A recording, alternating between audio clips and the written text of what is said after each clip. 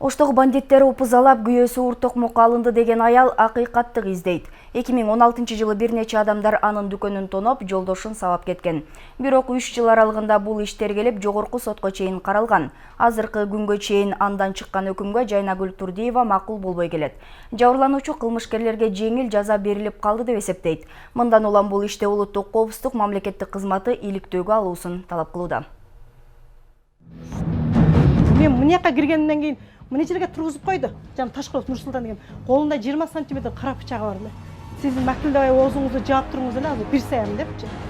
Окуя 2016 жылы орун алган. Мында Жайнагүл Турдиеванын дүкөнүнө спортчулар келип, жолдошу Садырбек Зарамовду унаага салып кетишкен. Айтымында алар Зарамовду шаар четине алып барып, ур-токмокко алышкан. Андан бери арыздануучулар кылмышкерлер тарабынан бир нече ирет опузагада кабылып келдик дейт. Чык машинага дегенде эле түртүп эле кара гольф машина салып кетишти да. 4:30 урдап кетишти, түнү 10-да алып келди да. 10-да эми алып келгенде билесиң, арматура менен чапкылап бул баягындай доңуздун баласын яланан уруп сабап неме кылышты.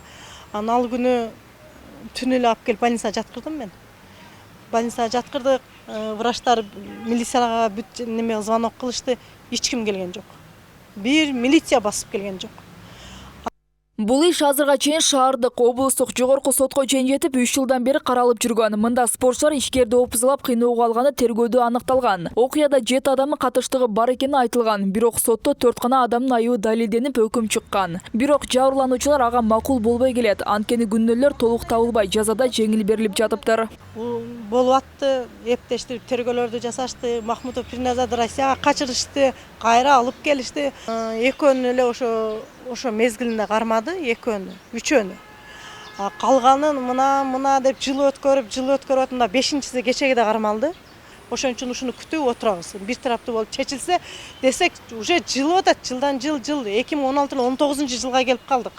Бизде Ош областында кайерде кара суу полный карап келди. Biz hiç kimge işemeyiz azim. Akırkısı bunu akırına çıkmaydı da diyoruz. Akırına çıkmayınca biz Oşko aşağı karatmayız. Аталган жаран бүгүнкү күнгө чейин калыстык изде бардык жерлерге кайрылган, бирок жыйынтык жок. Баса бул кылмышта ал Ош облустук прокуратура кызматкери болгон Улук Өмүрзаковду да айыптоодо. Бирок Өмүрзаков буга чейин журналисттерге берген маегинде күнөөсү жоктугун айтып келген. Ал эми бул боюнча өзүнүн пикирин угуу үчүн байланышууга мүмкүн болгон жок. Ош облустук прокуратурасына кайрылганыбызда аны Баткен облусуна которулуп кеткен деген жооп болду. Bizde ne oturup gitti mi? Пресс-служба var mı bu жерде? Bizde alıp Batkен'e oturup gitti.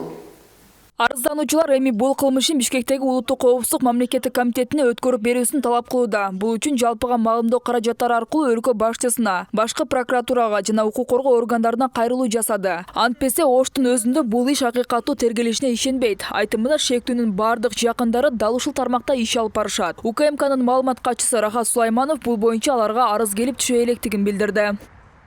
Гүлзада Торобекова, Адилет Нышанбаев, Нур Ньюс.